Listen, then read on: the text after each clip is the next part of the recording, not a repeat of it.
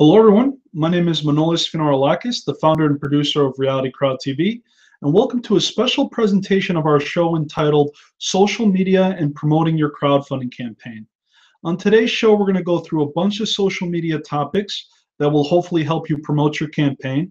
But before we get into the actual presentation, I just want to share with the audience a couple of ground rules. We have a Q&A application that is currently live, so anyone who has any questions can feel free through the Google event page on Google Hangouts and actually on the Google Plus network, can submit your questions using the Q&A application. Additionally, this is being streamed live on YouTube. If you happen to miss the whole episode, you can always come back later to the archived link or to this actual event page. So for those of you who are new to the show, I just wanted to really orientate the new viewers as to what crowdfunding is exactly. And if you are a returning viewer, then please bear with me because you've seen this clip from YouTube many times previously. So without further ado, I'm actually going to play a tape of a White House video that will really clearly articulate exactly what crowdfunding is. Crowdfunding is a concept that's been around for a long time. It's the idea of passing around the basket at church in its oldest incarnation, of a large crowd of people being able to contribute small amounts, which in aggregate meet the financial goal of any organization, group, or individual. And so when you look at crowdfunding and how it's evolved, the reason it's become a buzzword recently is because it's gone online. And so the potential of it has expanded exponentially. The crowdfunding bill is important for small businesses because it creates access to capital. Access to capital that currently is very hard to come by. The basic concept of what this will mean for entrepreneurs and investors is that an entrepreneur will post a description, a very thorough description of their business, the finances, the business plan, what they're going to do with the money, the budget, etc. And they're going to be able to share this opportunity with anyone they so choose. Most likely it'll be their customers, friends and family, might be Twitter followers, people who share an affiliation with them they think might be interested, etc. The investor will then pledge a certain amount of capital that they want to invest. If the fundraising goal is met for how much money that entrepreneur is looking for, then the money will transfer to the entrepreneur. So it's an all or nothing arrangement. What I hope that America will now see is that after the SEC rulemaking period is done on the crowdfunding bill, approximately 9 months from now, and platforms can be created and launched that allow for crowdfunding, that entrepreneurs who currently feel like funding is a roadblock to them achieving their success can now have the opportunity to succeed. I strongly believe that crowdfunding is not just for high-tech businesses. I in fact think that the majority of people are going to be using this in the long run. The majority of businesses in the country are small businesses, and that's who can really take advantage of this. So as you can see, she really articulates exactly what crowdfunding is in probably the best way that I've seen anyone be able to do it.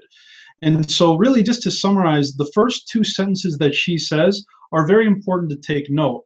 And essentially what she is saying is crowdfunding is taking the concept of the passing around the basket at church, where a large group of people contribute to an individual with a need. Put that concept online, apply it to things other than charities, such as small businesses and other ventures, and you have crowdfunding. And why is it important to really memorize that sentence? Because right now, crowdfunding for many people is new. A lot of people don't understand the concept, and so one of the largest hurdles initially of the crowdfunding process is to educate people who are supposedly going to back you in the future, educate them on exactly on what crowdfunding is. Because your early adopters are going to be your friends, family, and those people close to you. And if they don't understand it, then they're not going to feel comfortable contributing to you on an online venue. So that's why that video that we just showed from the White House is so important to watch, to memorize, and to understand. Now, the topic of our show is going to mainly be rewards-based crowdfunding, which is a donation in exchange for a reward. But what the young lady in the video also explained was that there is equity crowdfunding on the horizon. Already in the US, there is equity crowdfunding occurring for wealthy individuals to invest in startups, where in fact they're buying a share in that company and loaning that company money. And eventually in the US, once the government passes the law and finalizes it completely, there will also be crowdfunding for everyday Americans to invest in a local coffee shop or a local Main Street business. So all that is coming in the near future. So with that said, though, I want to make sure that we go into the presentation so that everyone who's watching can enjoy social media and promoting your crowdfunding campaign. So the agenda here actually was given to an in-person seminar, so we're not going to go over everything. We might have to cut it down just a little bit, but I actually gave this presentation at the University of Hartford, the Entrepreneurial Center for Women, and this was the basic agenda for it. My name again is Manolis Sfinarolakis. I'm the founder of Reality Crowd TV. I've joined a few of the crowdfunding professional associations. There's 3 major ones, and I highly recommend you all join those if you really want to learn more about the industry. You have the Crowdfunding Professional Association, the Crowdfunding Intermediary Regulatory Advocates, and then the National Crowdfunding Association. As part of our tour for this show, we actually had done a 9-state tour. So we've given speeches, panel discussions on crowdfunding. We had mock shows to kind of give the audience and startup ecosystems a really good baseline understanding of what the crowdfunding process is and how it works. I was a previous auditor for the Hartford and also previous auditor on 2 separate occasions for Deloitte & Touche. And I graduated from the University of Connecticut with a bachelor's in accounting. So crowdfunding, as we saw earlier, is that concept. Crowdfunding is converting social capital into actual capital through the internet. One statistic I love to share, and it's really remarkable because of how early in this industry crowdfunding really is that last year globally, crowdfunding had raised $5.1 billion in 1 year in 2013. Compare that to when it really started, when it really started in the first place. Back in 2009, global crowdfunding was only $1 billion a year. And flash forward to 2013, now we're at $5.1 billion a year. Back in April, I went to a seminar that actually mentioned that by the end of this year, projections show that it's going to be a $7.1 billion a year industry. Why this is really significant to know? Because right now, based on an informal video poll that we took here in New Britain, Connecticut at a Main Street coffee house, I took my GoPro camera and I went and I walked over to a bunch of different patrons in a Starbucks. I asked 8 people, have you ever heard of crowdfunding? Have you ever heard of Kickstarter? And it was remarkable that 7 out of 8 people in Main Street America had never heard of either term. So this is why it's a very exciting time, because it's growing so fast, yet the majority of America has no clue what it is. So the topic again is, let's develop our social media strategy in order to promote our crowdfunding campaign. So really starting from the bare beginnings, you want to ask yourself 3 key questions. Why, who, and where? Why should people care about your project? Who is your target market or customer who is likely to care about your why? And where does the target market or customer congregate? Meaning, where do the people who care about your why congregate, hang out? Where are they? How are you going to reach them? And so this is a little bit of a change in this presentation, because there was a recent company I was made aware of. And full disclosure, I do actually do some work for this company, but they really have an amazing new tool. So what I found out here is, from this new crowdfunding campaign analytics tool called Crowdster.co, they actually have some amazing tools for you to answer the where. You can actually, through this module here, you can actually pick the category of your actual campaign, and you could pick the location, and you can actually find users who you can actually contribute to. So if you go here and you do the searches in here, you'll be able to actually pinpoint individuals who have previously supported, blogged, or shared a campaign in the past. So these tools like this from the Crowdster platform are allowing entrepreneurs to really pinpoint exactly where all these different analytics, all these different supporters, all these people who shared, who are these people? So I don't want to spend too much time on this, but I wanted to bring it up only because things are changing so quickly technologically that it's getting much easier to determine where people are. Now here's some other examples of traditionally where they are. So you could find them in LinkedIn groups, Facebook groups. One of the best places, in my opinion, is finding out a person who's maybe a competitor, a similar company or a similar brand to you, and find out who's following them, and use that information to pitch to those individuals that you're doing something similar. And that's a great way to find directly the target market you're looking for. Look at the establishment and take away their business. Google Plus communities, of course, that's a big one. Another one I want to share with you is backershub.com. Backers Hub is actually very interesting. I call it a syndicate of Kickstarter backers. Now, when these guys first started, I was lucky enough to get in on it. But if you actually join now, you will then be invited into a private Facebook community of every single individual who has ever joined Backers Hub. And as you can see here, they have over 10,000 backers. You should see how vibrant this Facebook community is. It literally has so many people who are backing Kickstarter. The criteria to even be part of this community is that you have had to have backed over 20 campaigns personally. So you know that the quality of backers in this community of people who could potentially donate or contribute to your cause is immense. And they're a very great company.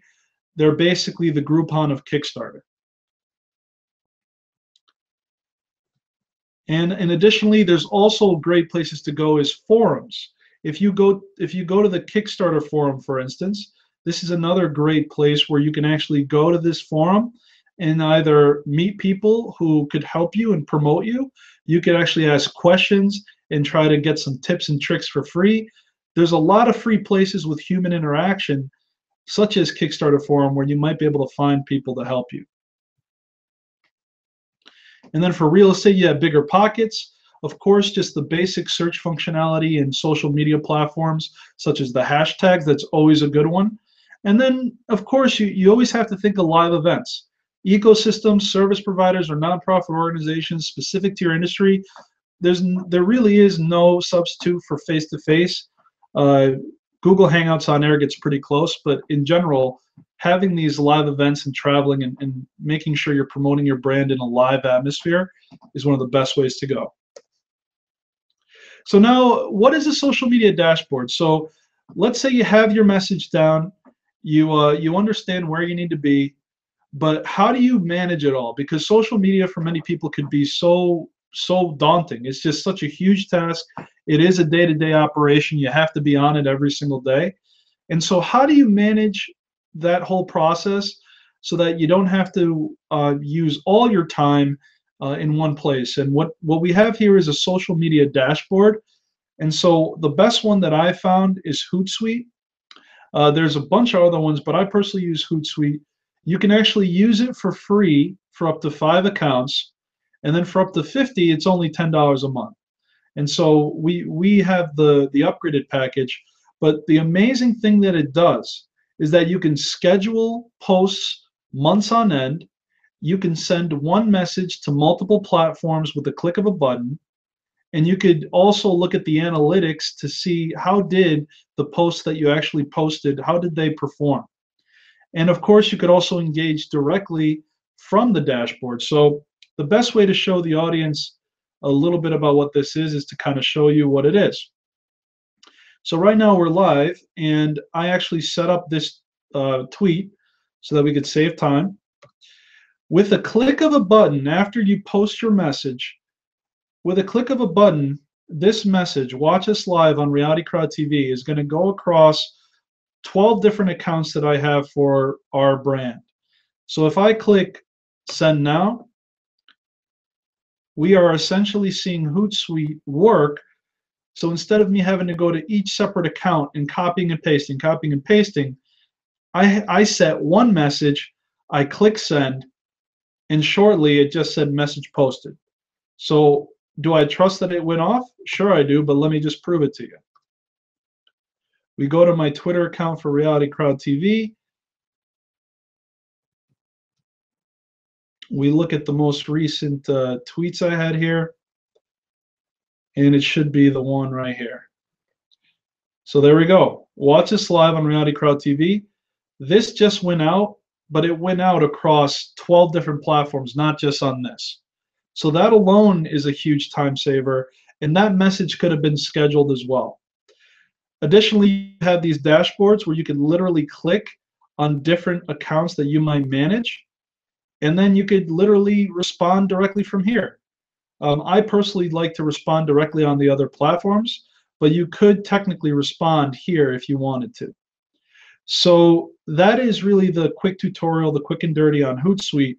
But I hope those who do not use some sort of scheduling system get a big wake-up call here, because that right there is basic. You need to have it. Another great tool specific to Twitter, which I find to be really good, is Just Unfollow. I know there's tons of other ones out there. There's probably better ones out there. I just tend to find one, and if it works for me, I just use it. And so let me just show you what justunfollow.com does as well. So justunfollow.com takes your Twitter profile and it buckets it in very organized buckets so that you can quickly and effectively follow people or unfollow people. If there's one thing that you take out of social media tonight, it is the basic premise, which is this. If you have a message and you target that message to an audience that is your target market, and you follow that target market proactively, then the likelihood of them following you back and caring about what you have to say increases exponentially. So what you want to do, knowing this, if you follow somebody and they're going to follow you back, the magic of that is, as soon as you follow someone, they get a notification that they've been followed. So notifications, right? I will show you right here. At least I thought I could show you. There we go. Up here, right? Tecno Noticias and 294 other people followed Reality Crowd TV. So each time someone follows me, I get a notification, and I might just say, oh, so Mark Latimer followed me. I don't know who he is, but it looks like I'm following him, so that means I was proactive in selecting him. And he is a host, inventor, coach, speaker, and marketing guy. So this is the premise. You follow someone, they're likely to follow you back. And then you could say something as simple as, pleasure to connect, Mark. It is an honor to be associated with a individual like yourself. Have a great night. That was a little bit too generic. I should have been more personal, but we're on a schedule here. But you just type that, and suddenly, not only did he just follow me, I followed him back, and I sent him a message. And that right there is a very important observation to make. So why is Just Unfollow awesome as well? Because if I wanted to play the game of unfollowing, unfriending people who didn't follow me back, if I had to go to Twitter to do that, I would have a heck of a time, because I would have to go through all 40,000 people that I'm following, and I would have to click one by one, unfollow, unfollow, unfollow. I'd have to go one by one to all 41,000 people to determine who's not following me back.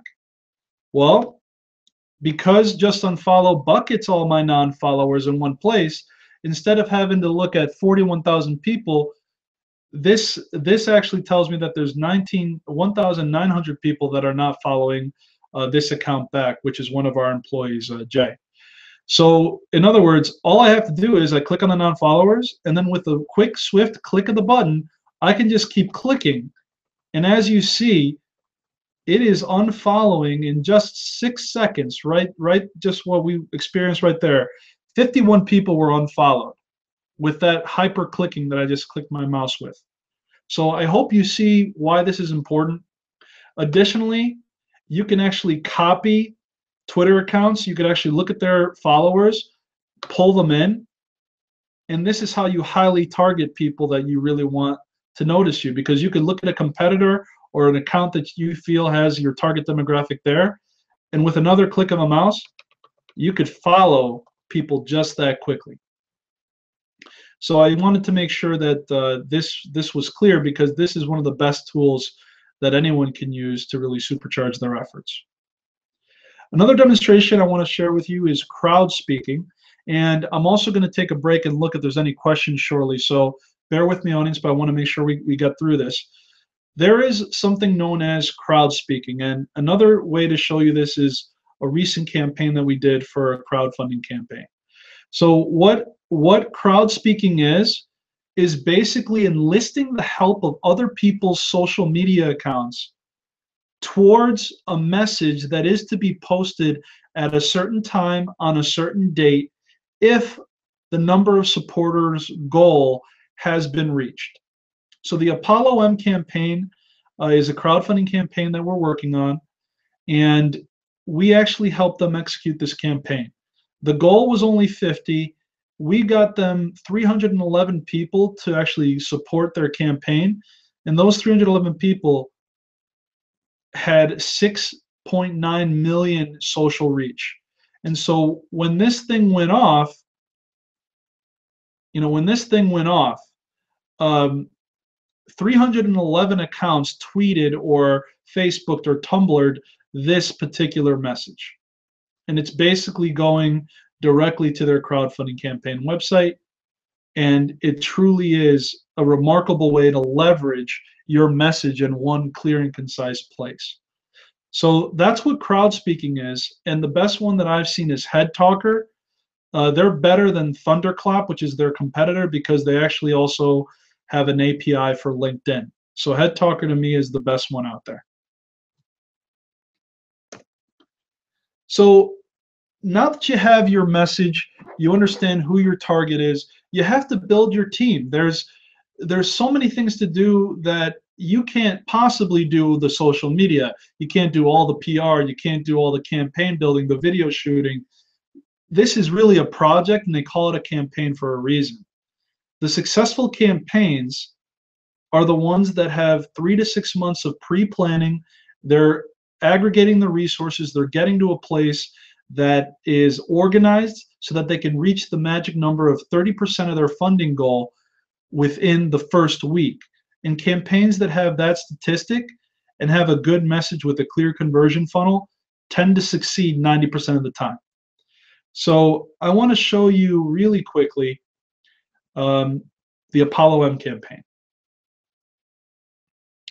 And hopefully that'll head there, yes.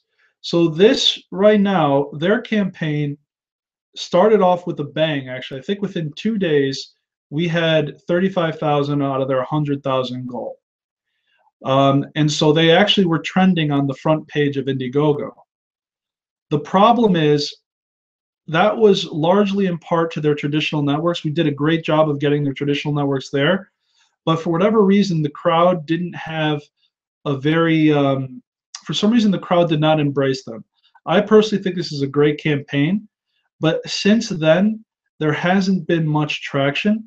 And so we're actually in the process of taking this down and relaunching it in the future when they have more of a prototype to show. But we hit the mark, the magic number, which got us to the front page of the trending on Indiegogo. There's still 21 days left, but we took a look at it and we said there's a little bit more work we need to do from the perspective of the prototype and the messaging, because we obviously have a very supportive traditional network. We need to find a way to get people who don't know them to also agree that this is a great project. And that's why I wanted to show you this, because that magic number of 30%, through this campaign, we saw that on the front page of Indiegogo, Apollo M was trending. So it was very easy to get there because you hit this number and you're there. It's almost miraculous that it works that way. So that's very important. So before we move on to more of these tasks, and I'll go into this in a second, let me actually check if there's any questions from the audience. And at present, it does not look like there is, so we'll continue. So with this social media piece of this, you might ask yourself, what should we actually offer for our individuals who are going to help us? And so this slide share is actually available on the event. You can actually take a look at this. But if you wanted to show what is a good metric to show for what you need to do social media wise, this shows you what you need to do for Twitter, Google Plus, Facebook, LinkedIn, and these are other options you could do for business development. And you can take a look at that on your own, because I think there's a lot more stuff, more important things we can go over before we're done. So now create your crowdfunding social media accounts. If you don't have them, you need to make them. Simple as that. And keywords. Now, part of the process too is when you're developing your whole project, you need to identify, if you're an art project, what are the keywords for art? If you're a music project, what are the keywords for music? All these different elements will end up building your campaign at a level that will be specific, so that you can actually use hashtags on social media. And to give you an example of what I mean by hashtags, I'm sure you all know what they are, but let's just take a quick look. A hashtag is a way for you to actually gain the ability to get people to discover you if they don't normally see you. So we use the hashtag crowdfunding a lot. And when you use a hashtag on Twitter, for instance, it takes you to the search results for everyone who's tweeting about crowdfunding. And if you look, we'll scroll down until we find a few of our tweets. Usually we're up here. But if you look, the ability to actually message people via the hashtags, is why people will discover you. So these are top tweets. So in this scenario, they're discovering Jessica Sun, the CEO, and myself, and we're just sharing things with people. We're doing some business development. So when that happens and you use a hashtag, people are going to discover you who never discovered you previously. And so that's why it's important that you identify keywords. And whenever you tweet, you must use a hashtag. Most social media accounts accept them. LinkedIn, I don't believe, operates with the hashtag functionality. That's the only network that I've noticed that has no benefit to using hashtags. So building your crowd, again, it takes 3 to 6 months of pre-planning. You need to really try your best to build that up as much as possible. Follow people who are targeted so that they can then follow you back, and slowly but surely provide content that is valuable to your target market. Educate them, of course, on what crowdfunding is. And if you have the ability to take your existing customers and offer a customer appreciation reward as part of this, and use social media to kind of get that out there, I think it's good to use existing revenue sources to help you reach that 30% of funding. And of course, we all hear about influencers, and we all want to get brand ambassadors. And there's this one campaign that we worked with who came on our show that I found really great. And it might be good to actually show the video too. But this was a young lady, Jessica Brown, who ended up coming on our show because she wanted some more exposure for her project.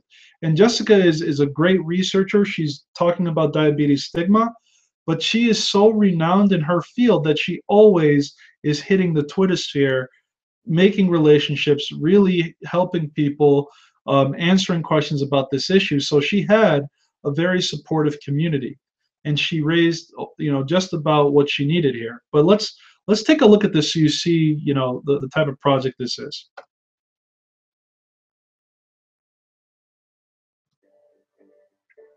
People with type 1 and type 2 diabetes have told us that they experience these stigmatizing attitudes and behaviors from their friends, family, and health professionals, and have observed them in the media. Diabetes stigma is a real problem in our society. I'm Jessica Brown. And I'm Adriana Ventura, and we're inviting you to partner with us to help us understand the causes and consequences of the stigma experienced by people with diabetes. More than 1 million Australians are currently living with diabetes, which can negatively impact both quantity and quality of life. There are different types of diabetes, for example, type 1 and type 2 diabetes, and these have different causes. But the management of diabetes, all types of diabetes, is unrelenting and can be burdensome. On top of the physical and psychological demands, our research has shown that people with diabetes also experience stigmatization in our society. This can take the form of discrimination in the workplace, rejection by a romantic partner, or being judged, blamed, or stereotyped. This stigmatization can lead to feelings of shame, worthlessness, hopelessness, and anger.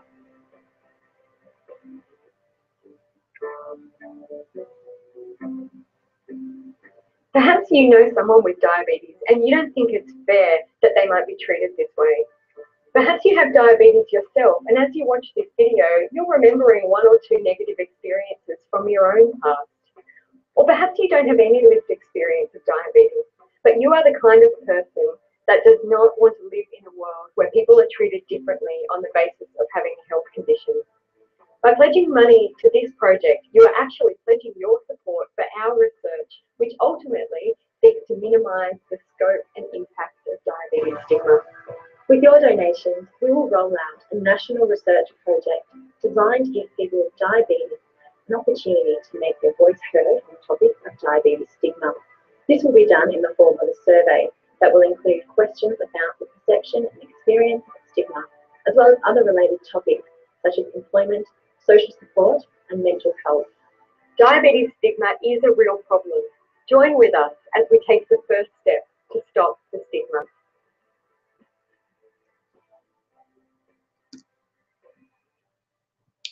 So see, you know, they're nice people, well-spoken, they got a good video. But Jessica Brown, as I mentioned, she told us on our show how much she was networking with thought leaders in the diabetes movement. And she said that that right there was one of the biggest reasons why they were so successful. The way you find the influencers, there's multiple tools again out there, but let's, you know, to keep it simple, I just chose one. One of the major ones is known as Clout, KLOUT.com, and Clout assigns a score to each social media account that you come across, and you could search on Clout to determine what the Clout score is of each individual. I'm not positive as to what the highest Clout score is. I believe it could be up in the 100. I think 100 might be the highest. But the higher the Clout score, supposedly the most influential the people. I understand, though, from people in the know that people can game those numbers, so it may not be the best indicator, but it's better than no indication at all if you're dealing with somebody with Clout or not. So engaging the crowd. So in order to actually, you know, get people to want to work with you, you can't just be blasting out tweets and expecting people to come to you. You actually have to be engaging on social media. You have to reach out to people. You have to make sure that you mention them on the networks. You have to actually say things that they care about and actually read what they're posting and comment in a manner that is indicative of you actually understanding what they're doing. You always want to give well before you ever receive. You never want to start out an engagement saying, hey, can you help me? Can you actually donate to my campaign? Especially if that's the first time you've ever interacted with that person. At that point, you're just a spammer, and it just doesn't make sense. But there's always good ways to get good content. One thing I like to share is a friend of ours, Stephen Caggiano, helped us craft this message. He actually helped us with this. He had a great photo, and it says, sometimes I see this photo and I admire the self-control of the dogs. Other times I admire the courage of the cat. And it's a funny photo, just a police academy with German Shepherds just patiently watching this cat as it strolls across the road. But for whatever reason, it got retweeted 264 times and it got 128 favorites and this wasn't using hashtags, so it's kind of unique. But it got a lot of engagement. It was the most engaged post we ever had. And then it even had comments. People were like, they loved it. So you don't necessarily have to post all the time about your project or your startup. You want to post enough and engaging content enough to get people to really want to be associated with you. That's really the case. They want to be associated with you before they'll ever contribute to your campaign.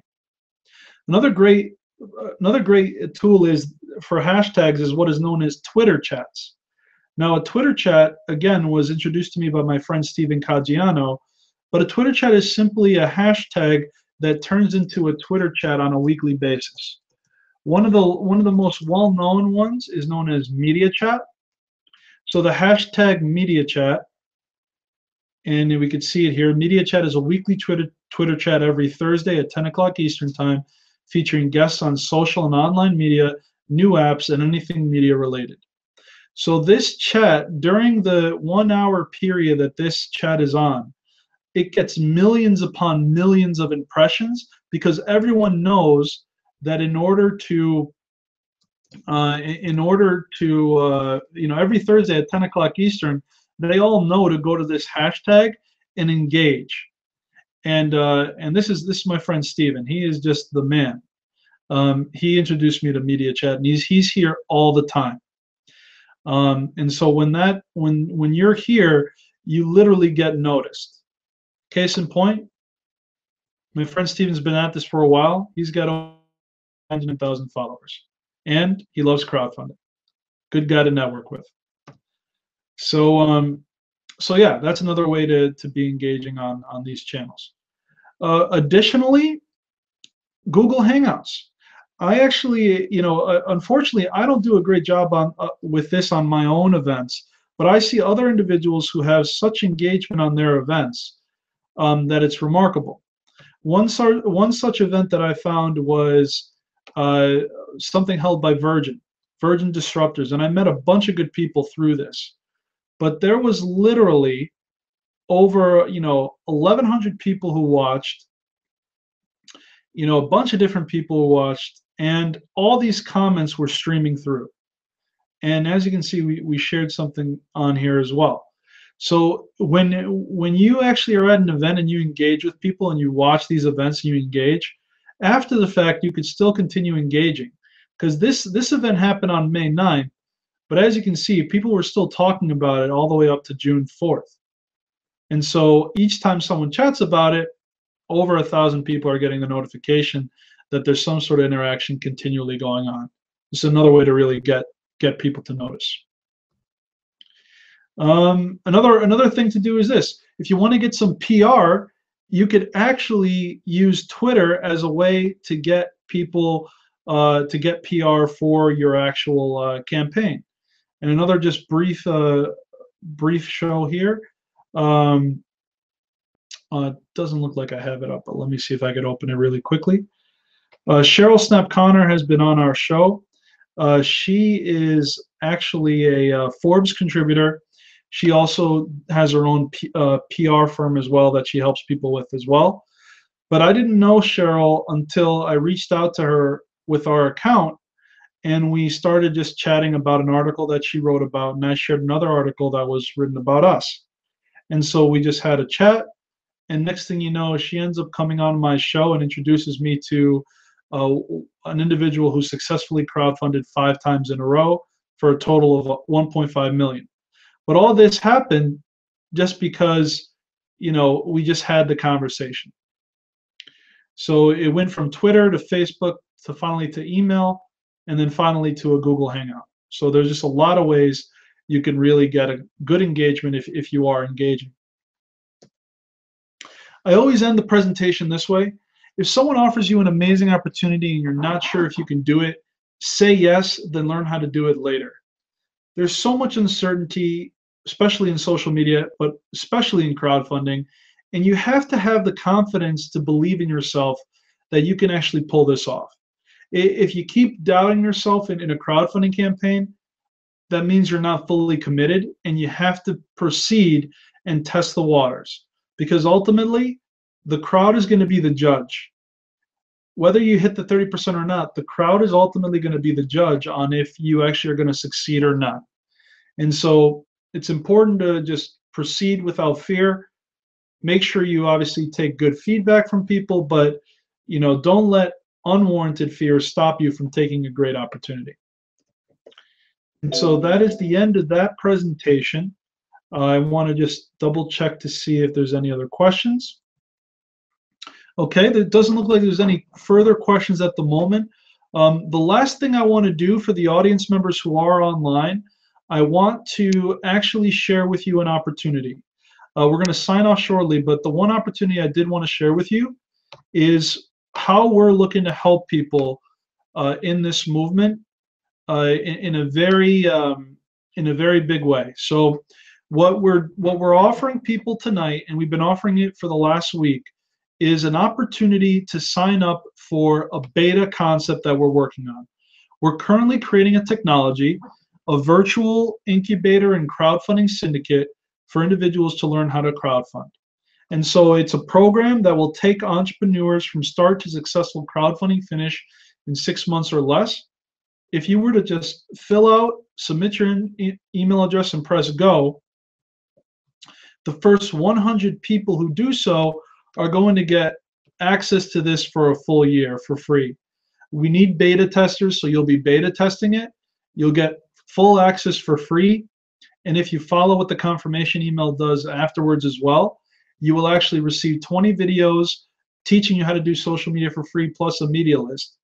But right now we have a very basic incubator set up, very basic model. It's just a social network right now. It has no other functionalities. We're going to upgrade it. This is the alpha site, but what we do is we already got 33 members. It's been less than a week. There's content being posted, tips being posted for free, and when this goes to beta, there's going to be a lot more activity as well. So once again, please look for the link on the event page for the free beta. You can go to realitycrowdtv.launchrock.com if you can't find it on your own in the event page. But this is really what we're trying to do to democratize education so that people can do it themselves. As much as I like helping campaigns hands-on, there's something about crowdfunding that I think people, if they knew what to do, they might be able to handle it themselves. So let's democratize that education so that they can learn it themselves. So once again, everybody, thank you so much for watching. This has been another episode of Reality Crowd TV, and for you as the audience, we're so grateful for you and what you do week in and week out. You allow us to continually have this show. So thank you once again, and until next time, dream it, believe it, achieve it.